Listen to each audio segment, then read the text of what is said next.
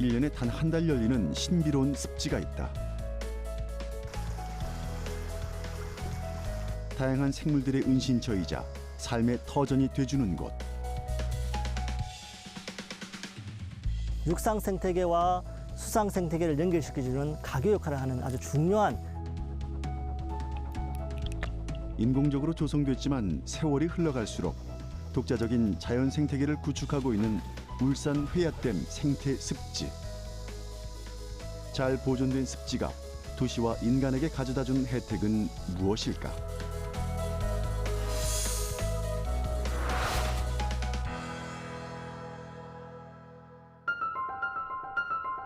낙동강 하류에 위치한 이곳은 울산 시민의 상수원인 회야호를 끼고 있는 생태 습지다. 상수원 보호구역이다 보니 평소엔 사람들의 통행이 제한돼 있는 곳. 하지만 1년에 딱 한 번, 한 달 동안 습지를 개방해 사람들을 맞이한다. 생태 습지에서 제일 처음 제작진을 맞이한 것은 너른 연밭.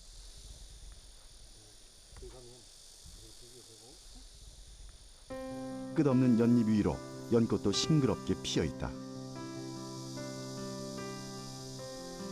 사람의 손길이 닿지 않아 수림이 우거진 독특한 자연 환경을 자랑하는 이곳은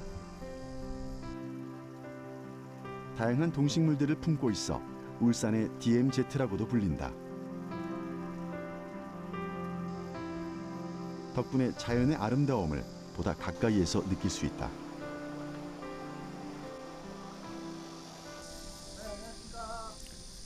예, 안녕하십니까. 습지의 생태 환경에 대해 좀 더 알아보기 위해 동국대 장황래 교수를 만났다. 우리 회야호의 생태 습지는 이거는 흐르는 물에서 자생하기 때문에 싱싱하고 또는 이렇게 크고 줄기도 또 튼튼하고 이렇습니다. 이곳의 연들은 일반적으로 연꽃이 연못처럼 고여있는 물에서 피어나는 것과 달리 흐르는 물에서 핀 것이 특징이다. 덕분에 연꽃도 다른 곳에 비해 생기가 넘친다.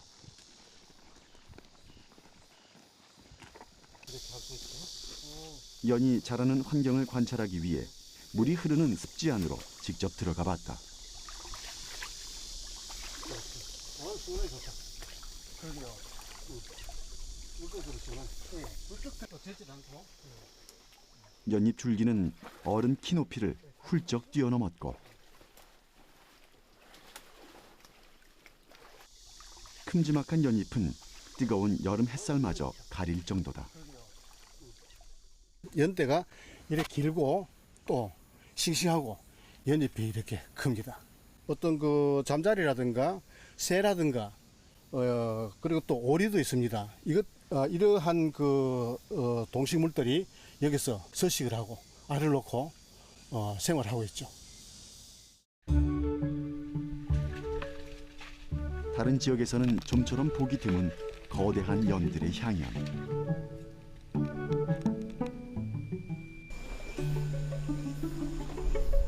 운이 좋다면 산에서 내려온 고라니가 연꽃 사이에서 논이는 모습도 볼 수 있단다. 도시 근교에 이토록 아름답고 싱싱한 자연이 숨쉬고 있다는 게 놀라울 따름이다. 이곳의 연들이 중요한 이유는 따로 있다. 연은 오염물질을 정화하는 능력이 탁월하다. 즉, 이 습지를 통과하는 물의 수질 개선에 큰 역할을 담당한다. 놀랍게도 회야댐의 생태 습지는 인공적으로 조성됐다. 약 17만 3천 제곱미터 규모의 연꽃을 비롯한 각종 수생식물들이 자라는 대규모의 인공 습지. 과연 어떻게 만들어진 걸까? 회야댐 인공 습지 조성에 기획부터 참여했던 이상현 박사를 만났다. 2002년 계획됐던 인공 습지는 약 8년 정도의 기간을 거쳐 2010년 완공이 됐다고 한다. 제가 알기로는 비용이 한 14억 7천만 원 정도 들었습니다. 근데 이 당초 이 정도 규모의 이런 이 조성을 하려고 그러면은 상당히 비용이 많이 듭니다. 하지만은 이 지역 자체가 과거에 약간의 그 습지 지역이었습니다. 그래서 그런 습지 지역인 그 장점에다가 우리가 인위적으로 이 식생을 하면서 그런 시너지 효과를 냈습니다. 그래서 경제적으로도 도움이 되고 수처리 효과도 높게 되는 그런 효과를 우리들이 노리고 있습니다. 기존의 자연 환경을 최대한 활용한 덕분에 적은 비용으로 대규모의 인공 습지를 조성할 수 있었다. 습지에서 자라고 있는 이 수생식물들은 자연 친화적으로 회야댐의 수질을 정화하고 있다. 울산의 그 회야댐에 하루 평균 한 12만 톤을 처리를 합니다. 근데 저희들 조사를 좀 해보니까 여기 이 지역에 한 5만 톤 정도가 이 지역을 통과를 하게 됩니다. 그럼 5만 톤인데 1톤당 정수 처리 비용이 858원입니다. 그러면 5만 톤이면은 858이면 하루에 약 한 4,300만 원 정도 됩니다. 그래서 이 지역, 이 인공섭지 지역을 통과하는 물이 대략 한 5만 톤 정도 되거든요. 그럼 5만 톤을 처리하는 비용은 약 하루에 4,300만 원. 하지만 저희들이 한 10% 정도만 이 연꽃이라든가 이 부들이라든가 갈대가 오염물질을 제거해주는 역할을 한다 그러면은 하루에 한 430만 원. 연간으로 치면 약 한 15억 7천만 원. 그러니까 저희들이 이 조성한 이 지역을 가지고 1년만 운영을 하면은 요 지역 14억 7천만 원의 조성 비용을 충분히 저희들 뽑고 남는 그런 경제적 효과를 누린다고 볼 수 있습니다. 실제로 인공습지 조성에서 가장 신경을 썼던 부분도 수질 정화에 필요한 식물들을 선별해서 식재하는 작업이었다.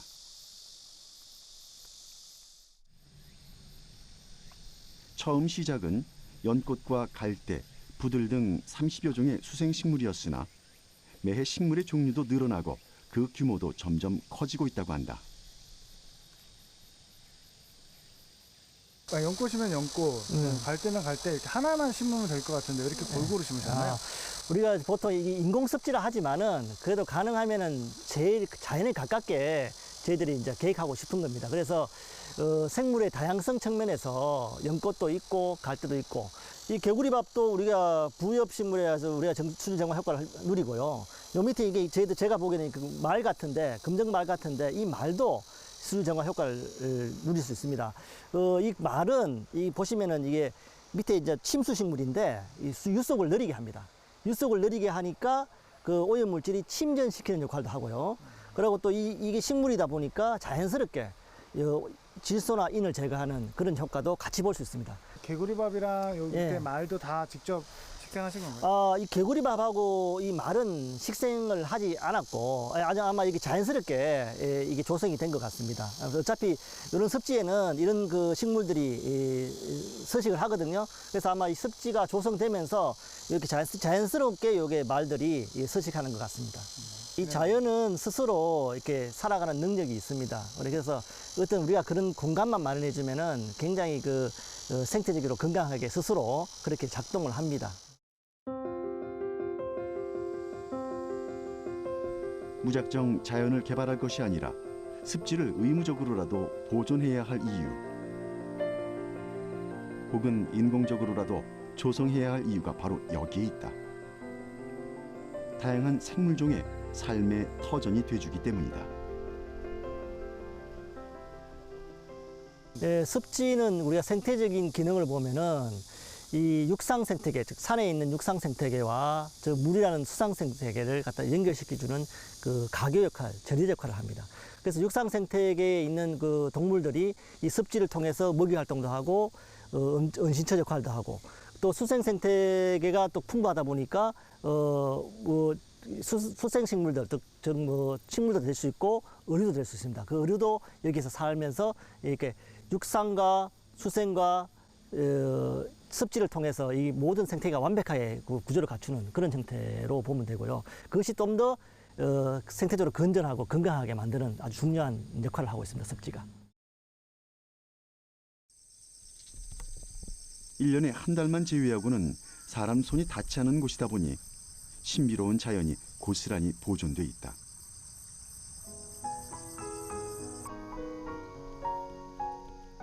눈길 닿는 곳마다 그림이 되는 풍경.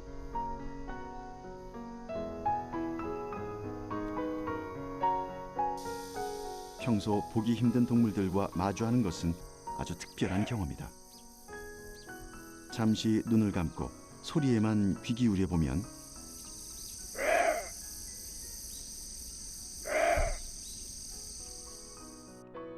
얼마나 많은 동식물들이 습지를 보금자리 삼아 살고 있는지 확인할 수 있다.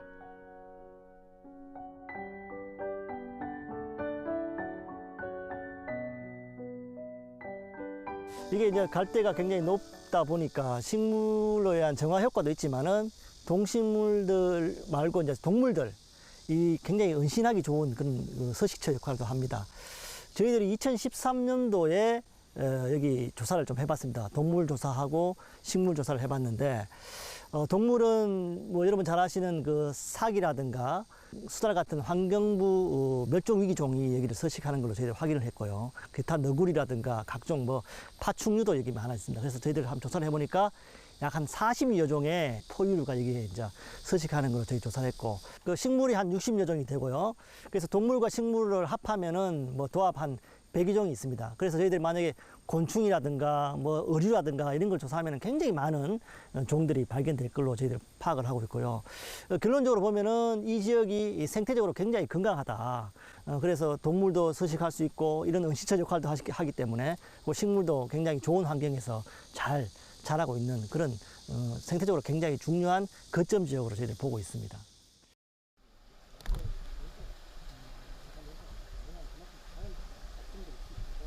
이곳 습지가 중요한 이유는 또 있다. 바로 습지의 수질 정화 능력 때문이다. 흙모래와 습지식물은 흐르는 물의 속도를 늦추고 그 과정에서 오염물질들을 제거한다. 울산의 주 식수원인 회야댐의 물은 이곳 습지를 통과하면서 자체 정화 과정을 거친다.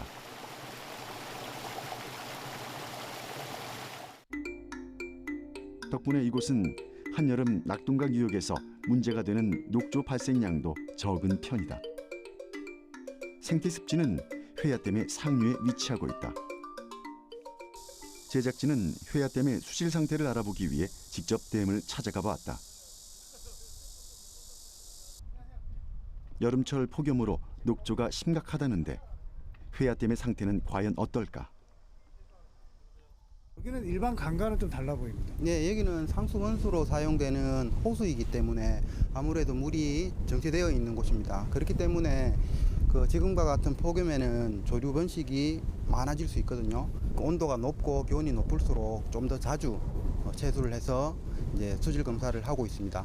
그리고 지금 낙동강 수계 같은 경우에는 지금 폭염 때문에 조류경보가 발령된 곳이 몇 군데 있는데요. 아직까지 저희 댐은 조류경보가 발령될 정도의 조류 개체수는 아직 나오지 않고 있습니다.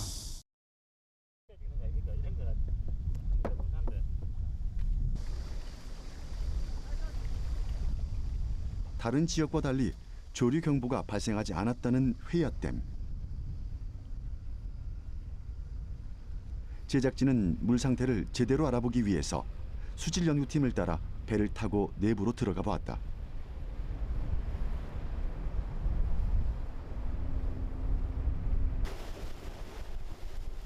울산의 식수원 회야댐.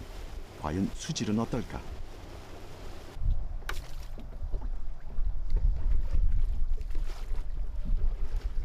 두레박 형태의 기기로 물을 채수한 다음 현장에서 간단한 수질 검사를 실시했다.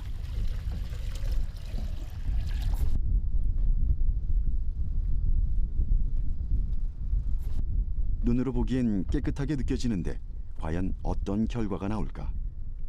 DO랑 pH랑 물빛이 투명한 걸 보면 녹조가 발생하지 않은 것은 확실하다.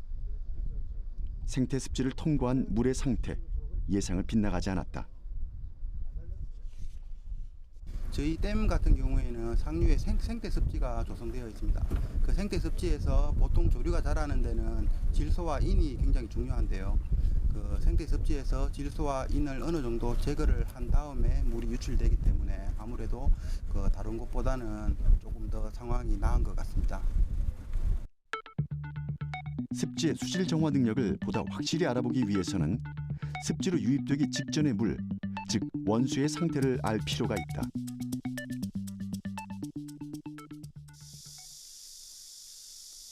과연 습지로 유입되기 직전 원수의 상태는 어떨까? 한눈에 보기에도 회화댐의 물과는 약간의 차이가 느껴진다.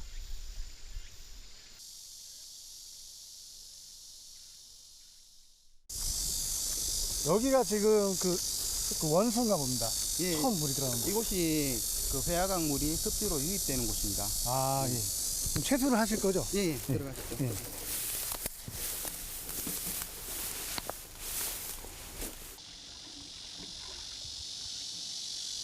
동일한 방법으로 채수를 하고 간단한 실험 장비를 동원해서 수질을 측정해 본다.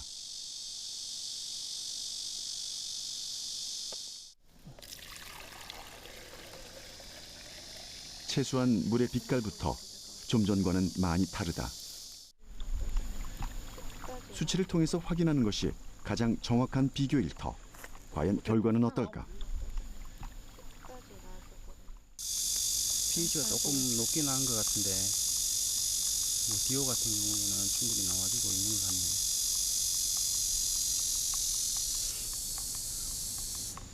날씨가 더워서 수온도 조금 높은 편이긴 하네. 아무래도 지금 상류에서 내려오는 물이고 굉장히 지금 덥고 비가 적게 왔기 때문에 물 상태는 그렇게 좋은 것 같지는 않습니다. 그렇지만 이게 이제 습지를 거치게 됐을 때 이제 어떻게 나올지 한번 가봐야 될 것 같습니다. 이번엔 습지를 막 지나온 물들이 모이는 곳으로 이동했다. 이곳의 수질과 비교해 본다면 습지의 수질 정화 능력을 보다 정확하게 이해할 수 있다. 여기가 어딘가요? 예, 요 지점이 그 회화댐 생태 습지를 지나서 회화댐으로 유출되는 그 지점입니다. 역시 동일한 방법으로 습지를 통과한 물을 채수한다.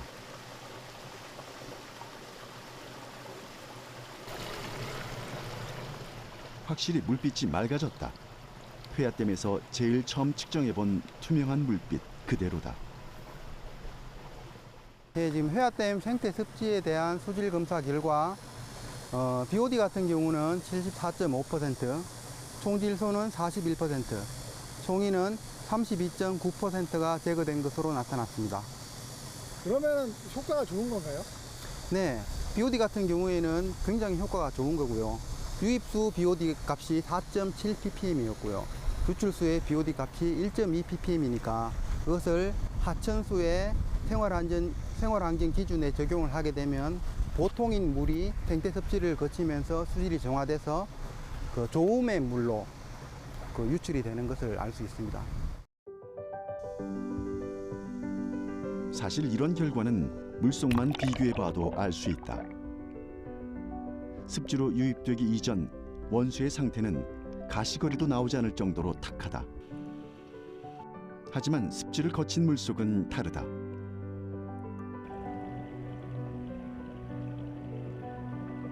다양한 침수 식물들 사이에서 물고기들이 논일고 있는 것이다.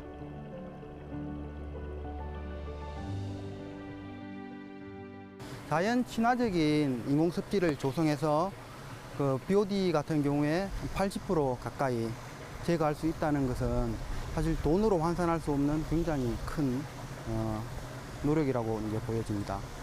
그리고 실제로 이제 그 좋지 않은 물을 그 정수장에서 정수를 그 수돗물을 만들기 위해서는 굉장히 많은 또 비용이 들어갑니다. 약품도 더 많이 들어갈 거고 거기에 대한 좀 더 높은 공정, 고도 정수 공정이나 이런 공정이 있어야 되지만 여기서 조금 더 제거를 많이 해준다면은 그런 면에서 굉장히 그 긍정적이라고 보여집니다. 자연적 수질 정화는 물론 생물 자원과 생태계를 보존하는 데도 큰 역할을 담당하는 습지의 가치는 그저 돈으로만 환산할 수 없다.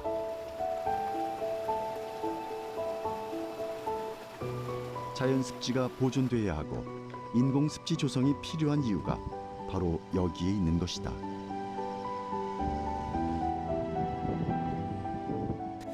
습지가 없으면 생태계가 단조롭게 되겠죠. 습지는 우리가 보통 전이대, 에코톤이라고 표현을 하는데 육상 생태계와 수상 생태계를 연결시켜주는 가교 역할을 하는 아주 중요한 생태 거점 지역이라고 볼 수 있습니다. 자연은 인간의 발길이 끊어진 곳에서부터 비로소 숨쉬기 시작한다는 말이 있다. 생활 속의 환경오염과 도시 발전으로 인하여 습지와 자연이 훼손되고 있는 요즘, 얼마 남지 않은 습지를 보존하고 개발해서 인간과 자연이 공존할 수 있는 환경을 조성하는 지혜가 필요하다.